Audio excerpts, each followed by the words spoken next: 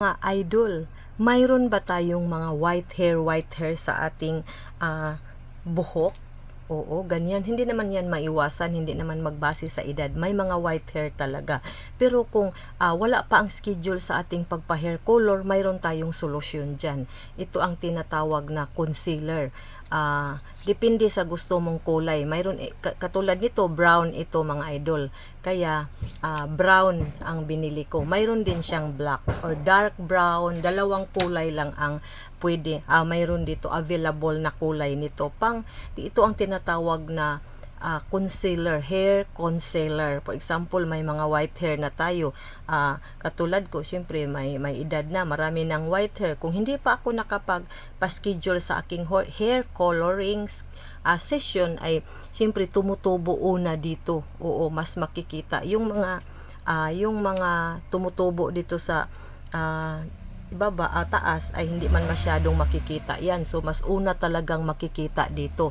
Mayroon tayong panandali ang solusyon dyan, temporary hair color or tinatawag na hair concealer. Kaya ito ang ating gagamitin. Sample, may lakad, so mayroon man dito, 'di ba? Makikita ninyo mayroon ditong white hair. So bili lang tayo ng hair concealer. Ang gagawin natin ay higtan natin ang ating buhok para ganunin higtan. So makikita na natin ang mga white hair, mas madaling makikita natin. So ito ang hair concealer. So na natin yan para siyang mascara mga idol. Oo, kung saan lang ang mga white hair, yun lang ang lalagyan natin.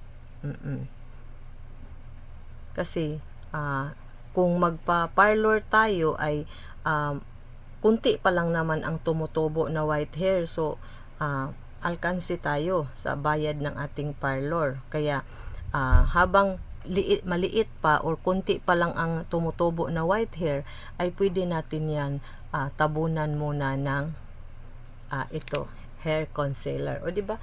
Mas cute na siya tingnan. O, parang wala na akong white hair. Tingnan. Oo. So, pagdating ng schedule ng aking hair coloring session ay buo. O, yung mga nanubo dito sa ilalim, hindi man yan makikita. So, ready to party na tayo or saan man ang ating lakad. O, di ba? Hindi na makikita ang white hair.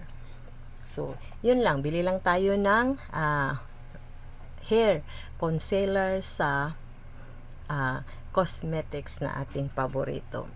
Ready to go na tayo. Bye-bye!